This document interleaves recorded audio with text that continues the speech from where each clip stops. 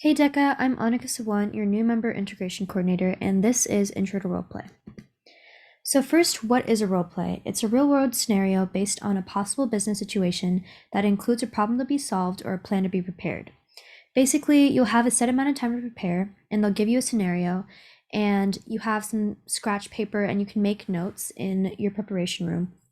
And then once you're done with that, you can take your notes into the judging room where you're going to present to a judge as if you're in some sort of business situation. It depends on the scenario, but you're interacting with your judge in a business capacity, so they can be your employee, boss, customer, coworker, etc., based on whatever scenario you're doing.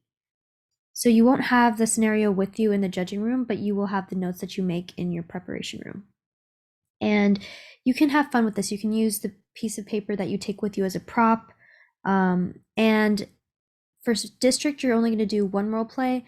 For state, you'll do two role plays. And for ICDC, if you advance to internationals, you'll do two mandatory role plays. And then if you make it to finals, you'll do another one. And then going further into role play, there's individual series and team decision making.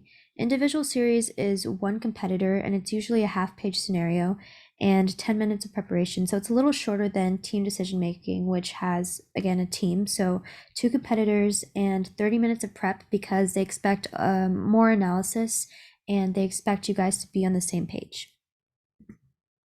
And then possible scenarios, correcting an employee error that resulted in a sales loss, creating a promotional plan for a new product, evaluating ethical concerns, calculating a budget, hiring, training new employees, really anything, like I said, interacting with someone in a business capacity. So when you go in, you're going to introduce yourself to your judge, state the scenario you're given, and you want to list the goals that you want to accomplish or the points you want to discuss your plan in detail.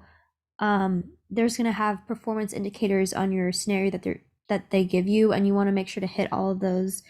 And general things you want to touch on, and it depends on your role play, but these kind of apply to all of them, are risk, cost, reward, advantages or disadvantages to your plan, the budget needed for that.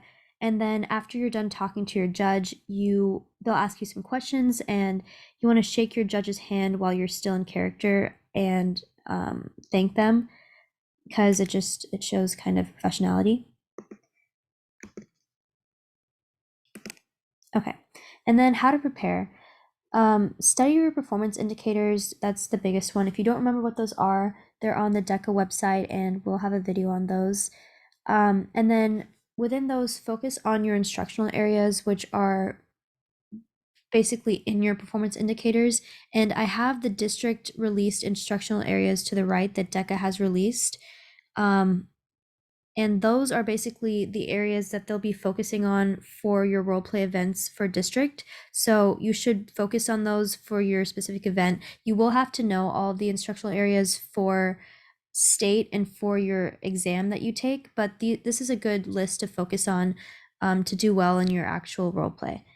And in terms of preparation, again, working with a friend is super helpful because it can help to explain every performance indicator in detail to someone, because sometimes you can know something and not be able to explain it, and to be creative while still being realistic. So think outside the box, outside of the scenario, a program you can implement or a long-term plan, and you'll be successful.